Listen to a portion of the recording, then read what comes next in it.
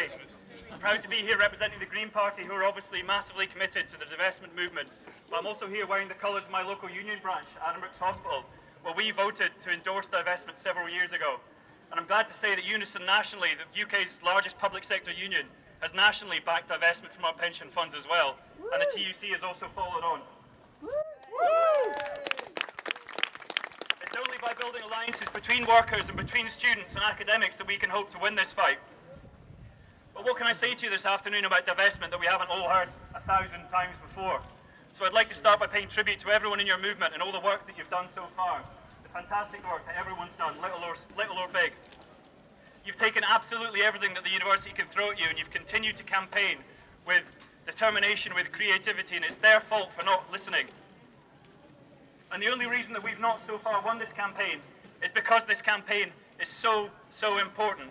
You guys have won the argument. You've won the moral argument. You've won the financial argument. But we can't change the university until we change the way that they think about profit and the interests that they put first.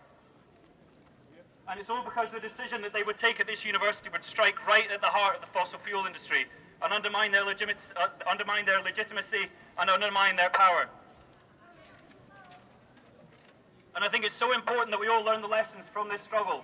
The first lesson that I think we have to learn is that institutions like the university and like our government will not make the decisions that we need them to make on climate action in time unless we force them to. They're going to keep dragging their feet. They're going to keep obfuscating and lying until our movement forces them to make those decisions in time. Secondly, we know now that direct action, that occupying and resisting, is an absolute necessity. This is a climate emergency, and in emergencies, extraordinary measures are called for. That's why all of us need to continue occupying, resisting and striking until we get them to make the decisions that we need.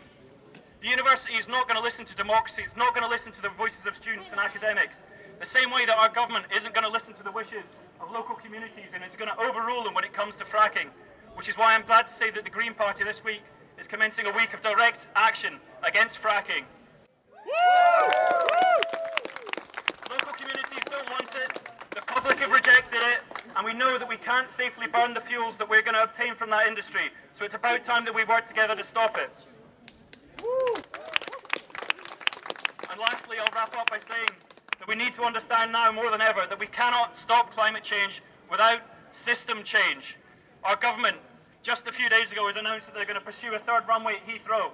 Despite signing up to the Paris Agreement, they want to continue backing new roads, supporting fracking, and a further third runway. Until they put the interests of people and the planet before the interests of profit, we will not be able to stop this suicidal path that we're on towards climate disaster. So no matter what the decision today, we need to keep working together and working hard to support this fight. If it's not us, then who? And if it's not now, then when? Thank you very much.